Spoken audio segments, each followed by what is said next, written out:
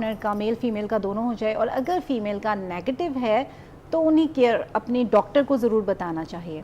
Because अगर उनका negative blood group है तो कुछ इंजेक्शंस लगा देते हैं और कुछ वैक्सीन कर देते हैं, तो जिसकी वैक्सीन तो नहीं, इंजेक्शन उन्हें एंटीडी बोलते हैं, टाइमली लगा देते हैं, तो उससे ये होता है कि फिर फ्यूचर में मिसकैरेजेस नहीं हो रहे होते। अगर लड़की और लड़का दोनों के नेगेटिव हैं फिर क्या सिचुएशन? उसमें इतनी नीड नहीं होती है, क्योंकि एक्चुअली अगर लड़का और लड़की में से बेबी पॉजिटिव ब्लड ग्रुप का होता है तो मदर उसको एज अ फॉरेन बॉडी एक तरह का रिस्पॉन्स देती है, और फिर उसमें जो बेबी में चेंजिंग्स आती हैं, उनकी स्किन में स्वेलिंग हो जाती है, वाटर लाइक पानी जमा हो जाता है टमी में और बेबी के दिल में, तो वो एक जब या तो पेट में ही डेथ हो जाती है या डिलीवरी के फौरन बाद हो जाती है। मतलब बी नेगेटिव, ए नेगेटिव, सी नेगेटिव, जिनको नेगेटिव का इशू है वो इंजेक्शन, और सिर्फ अगर लड़की का सिर्फ नेगेटिव है तो उसके लिए तो है ही गलत। यू मीन टू से दिस राइट? गलत नहीं है, बस पता होना जरूरी है। इंजेक्शन लगाना फिर बहुत जरूरी है। इंजेक्शन लगाना जरूरी है, फर्स्ट नहीं सेकंड थर्ड में तो जरूर। मेरे पास ऐसे पेशेंट आते हैं 3-3 4-4 बेबीज की डेथ हो चुकी होती है और उसमें फिर हम लोग कुछ कर नहीं सकते हैं। इसी तरीके से सेकंड हमारे हेपेटाइटिस बी, सी, HIV अगर किसी को है दोनों में से, तो ये होता है कि पार्टनर को भी ट्रांसफर हो सकता है और बेबी में भी। और फिर इसलिए अगर उनका अभी ट्रीटमेंट अवेलेबल है वो करवाना चाहिए ताकि वो ट्रांसफर बेबी में ना हो सके। और ये स्पेशली जो ब्लड ट्रांसफ्यूज हो भी, इसका हिस्ट्री पता होना चाहिए। अगर किसी को ब्लड लगता है, शेयर्ड नीडल अगर किसी ने यूज़ किए हैं तो वो सोर्स ऑफ इन्फेक्शन हो सकता है। इसके अलावा आप आ गया फर्टिलिटी, उसके लिए अगर फीमेल अपना टेस्ट करवा लेती हैं, जिसमें ज़रूरी नहीं कि ये सब कुछ आपने ससुराल वालों को बताना है। अच्छा, फॉर योर सेटिस्फेक्शन। कभी कभार शादी पे फीमेल को भी हो रहा होता है कल को मेरे बेबी होगा, या कभी पीरियड्स इरेगुलर होते हैं तो उनके दिमाग में बहुत सारे डर होते हैं, तो उनको भी मटाने के लिए और रिलैक्स होने के लिए आप एक स्कैन करवा लेते हो जिसमें आप यूट्रस का साइज, बच्चेदानी अंडेदानी का साइज देख लेते हो, और अगर वो ठीक होता है तो आप वो एक स्ट्रेस से निकल आते हो। इसी तरीके से हस्बैंड लाइक मेल को भी है कि अगर उन्हें लगता है या कुछ अपनी सेटिस्फेक्शन के लिए सीमन सैंपल करवा लें, ज़रूरी नहीं वो किसी को बताए, दैट शुड बी पर्सनल। अच्छा, मैं इसी चीज़ को यहाँ पे फाइनल एलैबोरेट करूँगी कि किसी भी लड़की को अगर ये पता चल जाता है कि उसका नेगेटिव ब्लड ग्रुप आया है, क्योंकि डॉक्टर सना जी जो समझा रही हैं वो ये लफ्ज़ों में कि अगर पता चल गया कि आपका नेगेटिव है, चाहे सी में, चाहे ए में, बी में, सी तो होते ही नहीं, ए बी एंड ऑल, अगर इसमें ओ नेगेटिव अगर आपका आ गया है तो आपने इंजेक्शंस लगवाने हैं। उसमें शर्माना नहीं है, घबराना नहीं है, आपने टेंशन नहीं लेनी। अपने पेरेंट्स को भी डिस्कस करना है कि भाई मुझे ये अपना सारा ट्रीटमेंट करवाना है, सब कुछ करना है, क्योंकि अब अगर शर्म करेंगे तो फिर वही बात कि आप डिप्रेशन में चले जाएंगे और बाद में जो शादी के बाद जो कॉन्सिक्वेंसेस और मसले होंगे वो उससे ऊपर। एक कॉल लेते हैं फिर शामिल करते हैं प्रोग्राम में। जी अस्सलाम वालेकुम। जी वालेकुम अस्सलाम। जी रफ़ीक भाई क्या कहेंगे? जी मैं रफ़ीक बात कर रहा हूँ लाहौर से। जी रफ़ीक भाई क्या कहेंगे?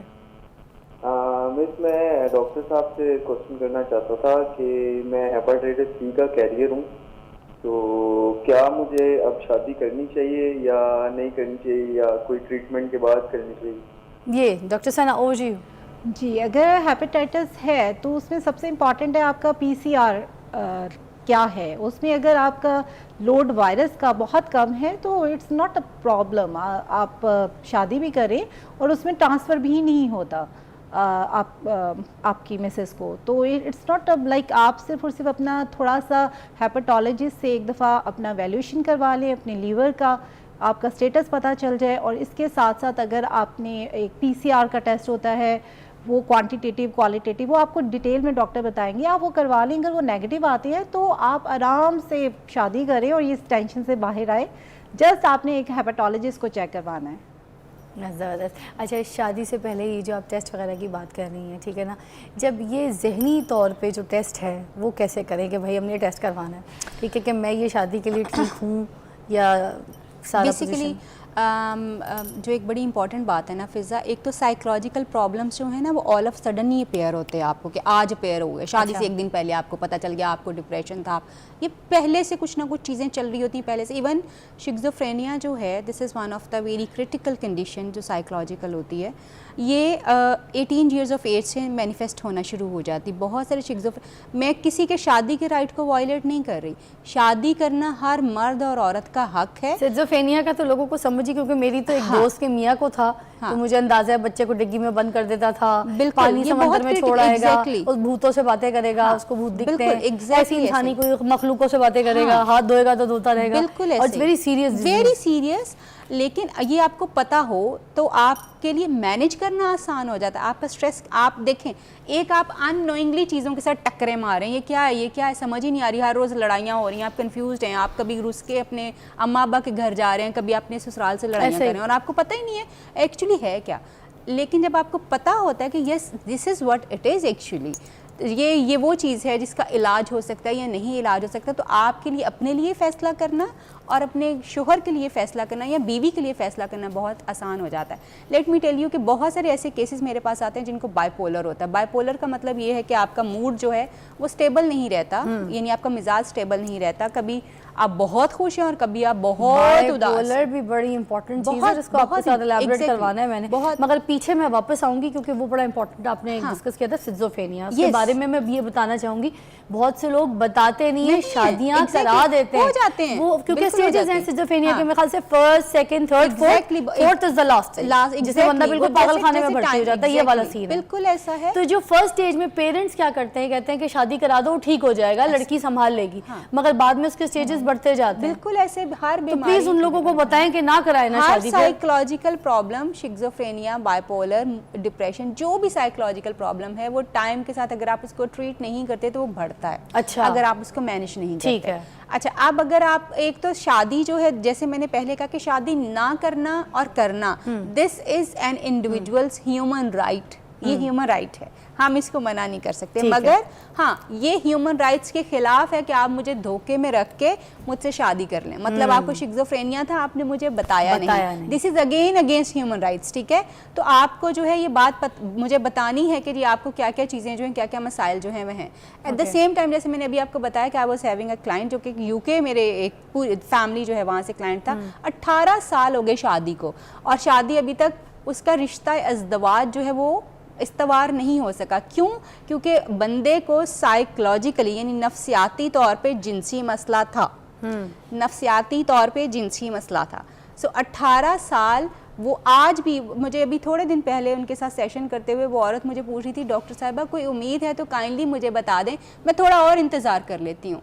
तो मुझे लगा कि मतलब ये हेल्पलेसनेस की एक ऐसी सिचुएशन है जहाँ पे आप अगले बंदे को कहें कि कोई उम्मीद की किरण है, तो मैं रुक जाती हूँ, क्योंकि दोबारा से ज़िंदगी शुरू करना इतना आसान है और 18 साल आप वेट कर चुके हुए हैं रिश्ता इज़्दवाज की। So it is really important कि जब आप शादी करना चाहते हैं, आप अपना साइकोलॉजिकल असेसमेंट अगर आपको लगता है ज़रूर करवाएं।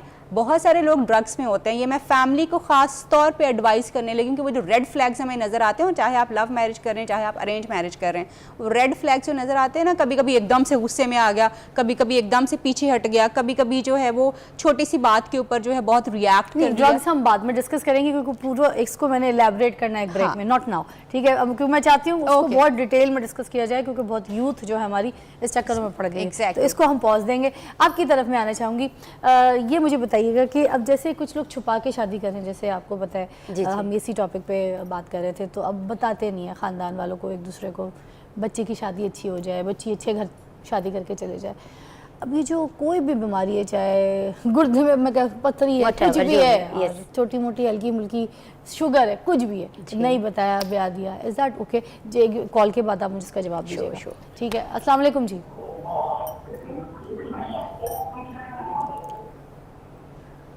मुफ्ती मोहम्मद शफकत साहब हैं, टीवी का वॉल्यूम कम रखिएगा और बताइए जी क्या कहेंगे। टीवी का वॉल्यूम पीछे से बंद कर दें प्लीज, पीसीआर में बता दिया करें जब कॉल अटेंड करें। आवाज़ थोड़ी आती है, मुझे डबल आती है जी, मुझे अपनी आवाज़ आ रही है, आप मुझे अपनी आवाज़ सुनाते रहे। नहीं आ रही भाई मुझे आवाज़, अब इस तरह सॉरी, मुझे आपने जिसने कॉल करनी है प्लीज़ अपना टीवी का वॉल्यूम बंद करके। हाँ, तो इस्लाम क्या कहता है, क्या अगर इस तरीके से छोटा मोटा झूठ कोई बीमारी छुपा लें तो चलेगी? बहुत अच्छा, ये उमूमी तौर पे बहुत ज़्यादा देखा जाता है और बाद में फिर जो चीज़ें खुलती हैं। दो चीज़ें बता दूं आपको, एक तो ये कि हम करते हैं ख़ानदान में शादी, मफादात कुछ और होते हैं उससे वाबस्ता और छुपाते कुछ और हैं। लेकिन यूजुअली आपने देखा है जब ख़ानदान में मिलते जुलते हैं तो बहुत सी चीज़ें ओपन हो जाती हैं, छुपाना मुश्किल होता है। तो उस वक्त वहाँ के बड़ों को चाहिए सोच विचार करके, इसीलिए तो शामिल किया गया ना वली को, कि जो उसमें जो बड़ा है समझदार है वो देखे, जांचे, परखे दोनों के मफादात को। इस वक्त हमने एक इस्लामी ख़ानदान की बुनियाद रखनी है निकाह की सूरत में, तो वो बुनियादी तमाम न्यूज़ की ब्रेक है, आपने मुझे इसको किसी कहानी के साथ भी इलेबरेट करना है। जी ज़रूर, ठीक है, बिल्कुल। चलें फिर इसको जोड़ेंगे मगर एक ब्रेक के बाद। आपकी कॉल शामिल करूंगी मगर प्लीज़ मेरी आवाज़ बंद करके टीवी का वॉल्यूम बंद करें, then you can call me. Take a break.